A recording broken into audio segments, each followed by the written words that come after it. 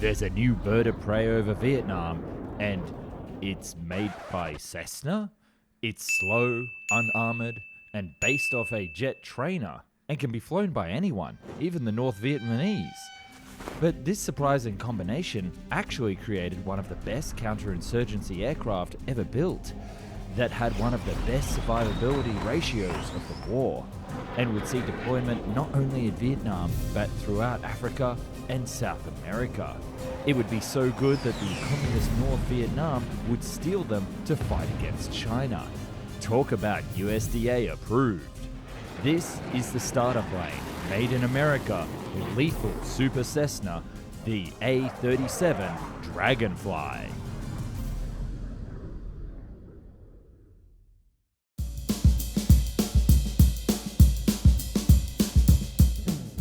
Our tale begins in the midst of the Vietnam War. What was a minor incident in the Gulf is quickly escalating into a full-scale guerrilla conflict. The US military had found that aircraft could be deployed quite effectively in coin operations, or counterinsurgency missions, that would involve transport, surveillance, and air attacks to soft ground targets, like a group of guerrillas firing on US peacekeeping forces. Up to this point, the US had been using the Douglas Sky Raider for this role, a propeller aircraft that was designed during World War II to be a carrier-based torpedo dive bomber. Dive bombing, of course, is a similar tactical role to close fire support on land, so the aircraft suited coin operations perfectly. What wasn't perfect, however, was the fact that new pilots joining the war effort were stunned by the older propeller technology. They had grown up learning how to fly jet aircraft, such as the Cessna T-37 Tweet, and were not prepared for the post-World War II radial engine technology to be used in South Vietnam. So the military thought, why not change the aircraft for coin operations to a jet aircraft? And why not the jet aircraft that they had been trained on, the Cessna Tweet? So in 1962, the Air Force did just that. They took two T-37s from the boneyard and strapped some weapons to them. The test actually proved that Cessna made a mean light attack plane, and a prospectively improved version was designed that would be able to carry a much larger payload along with greater endurance and better short field performance.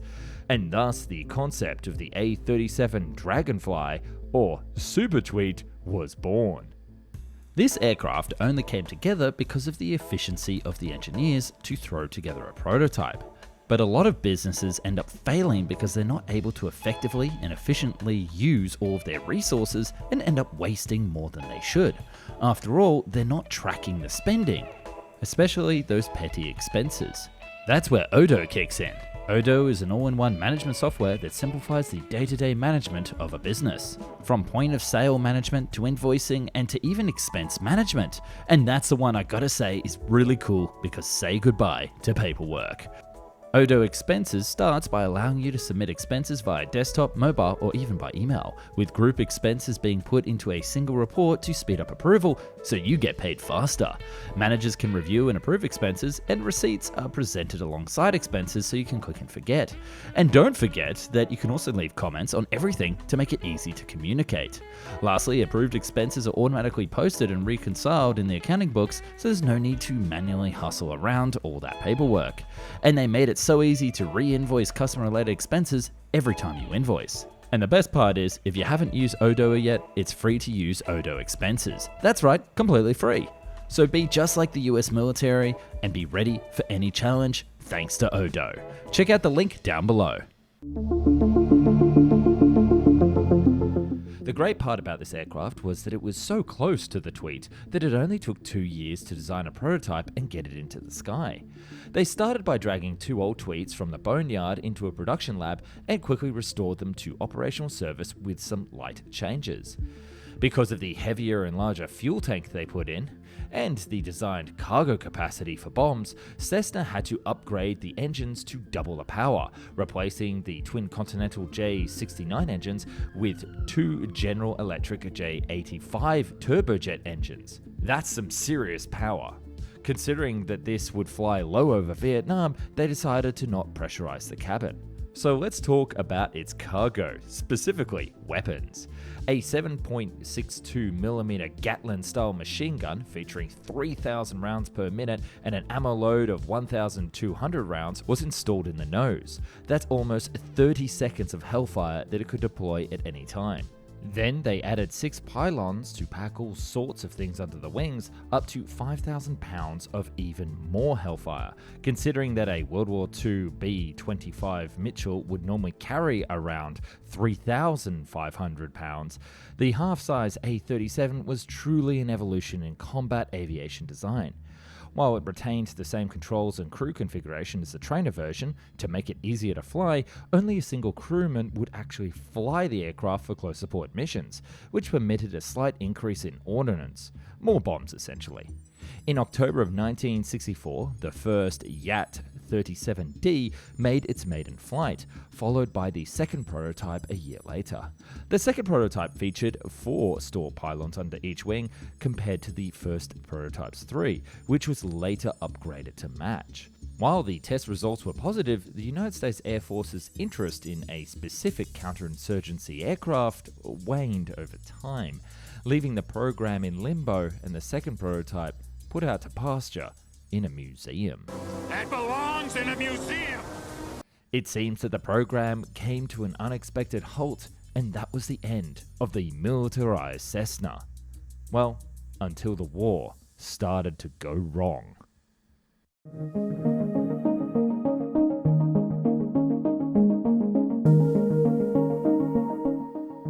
The war was going south for the Americans, and they started to lose Sky Raiders in big numbers.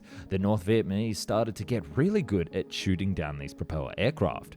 The US government scrambled to find a solution, and they decided to restart the Cessna Super Tweet program.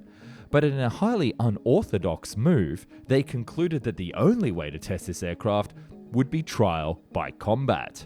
The government would order a squadron of 39 pre-production prototype A-37s to be converted from trainer aircraft, which would include pressing the original prototype into combat duties and taking the second prototype back from the museum and restoring it to military operations.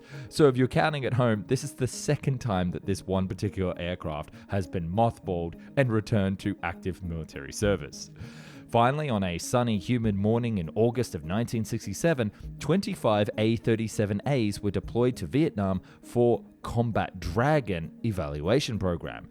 They would fly all across South Vietnam and into Laos and Cambodia, flying all sorts of missions from helicopter escort to night interdictions.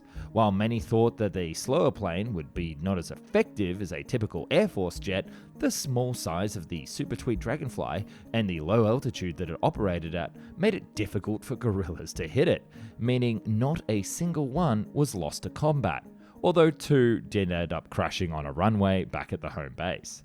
They would fly thousands of missions in total, and by the end of the year, the Air Force knew that they had a winner.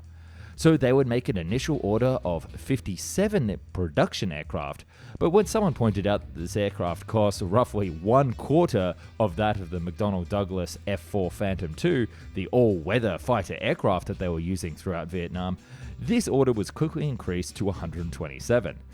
And these new aircraft would be built from scratch with new materials, not converted trainers from the boneyard. As part of this new order, Cessna would actually overhaul some of the flaws of the original A-37A.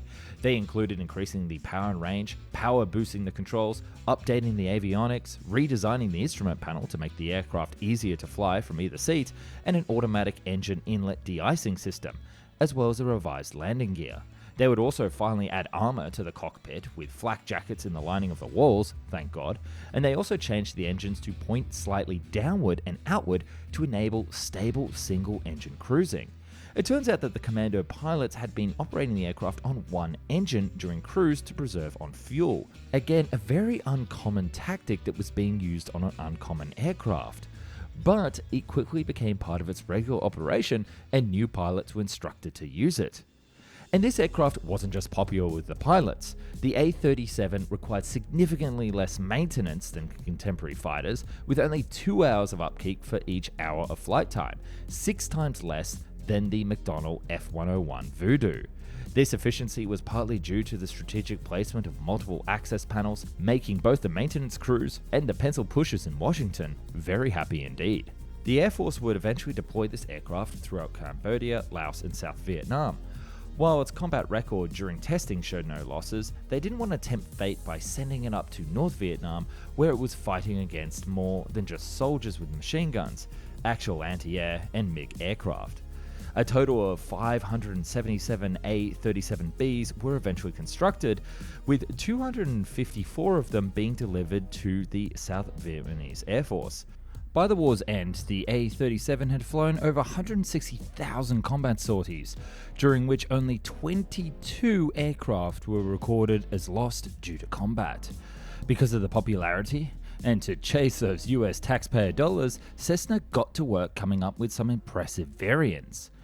There was the Cessna 405, a 4-seat light transport that also included a similar upgraded version called the 407, which had up to 6 seats. There was also the Cessna Tandem Navy Trainer, designated to meet the TNT requirement for the US Navy, which eventually went to the North American T-2 Buckeye. Then there's also the AT-37E STOL, which incorporated the tandem cockpit, larger engines, bigger flaps, and thrust reversers. Encouraged, Cessna would go even more crazy with their designs, coming up with the A-37D, which would have a single-seat cockpit based on the TNT design with more powerful engines and a center-like gun pod similar to the RAF Hawk. But this variant has got to be my favorite, a VTOL trainer based on the TNT fuselage, a vertical takeoff and landing version with rotating tilt rotors. It seems like the future was bright for the Cessna military arm. But then, during a peace treaty, the North Vietnamese invaded. The city of Saigon was renamed today. The victorious communists who forced the city's surrender. On April 30th of 1975, Saigon fell to North Vietnam. The US had attempted to remove as many A-37s from airfields across Vietnam as possible, but several were still left behind. The North Vietnamese capture of the Da Nang Air Base at the end of March 1975 allowed their forces to secure large amounts of stores and equipment, including 33 intact A-37s, several which were used to attack the South Vietnamese troops at other air bases a few weeks later. And you're probably wondering how exactly the North Vietnamese flew these aircraft. Well, the first theory is that this plane was so simple to fly that they could just take off and perform missions like trainer aircraft. The other theory is that North Vietnamese pilots infiltrated the training programs during the war, going as far as to perform missions in the A-37 and become very familiar with their operations. Overall, 95 aircraft transferred sides and were used by the North Vietnamese, turning on their allies China a few years later and using them extensively in Cambodia. After all, it was a great plane. Some of these captured A-37s were also sent to Russia. At the time, the Sukhoi Design Bureau had issues with their roll control on their T-8 prototypes, the early designation of the Su-25. The engineers found the mechanical compensators on the Dragonfly to be extremely clever and fit their purpose, so they copied them for their new jet. It didn't solve all of their problems, but it seems that all Su-25s have these compensators installed courtesy, if not for Cessna. These renegade aircraft were phased out in the late 1970s, likely due to a shortage of spare parts. Some other captured A-37s from the war were sent to Czechoslovakia, Poland, the Soviet Union, and East Germany, and others were sold to private owners, with 6 A-37Bs being sold to American warbird enthusiasts, with 4 privately owned today in Australia and New Zealand. Kind of wild journey for an aircraft that was originally a trainer in a boneyard. As for the US-built ones, many were transferred to counter-drug operations in South America, but the aircraft itself was phased out in favor of the famous A-10 Warthog in the early 80s. Ending the tale of one of the more stranger yet impressive civil to military conversions in the world of aviation. Thanks so much for watching today's video, and don't forget to subscribe to keep up to date with all of the Found and Explained videos.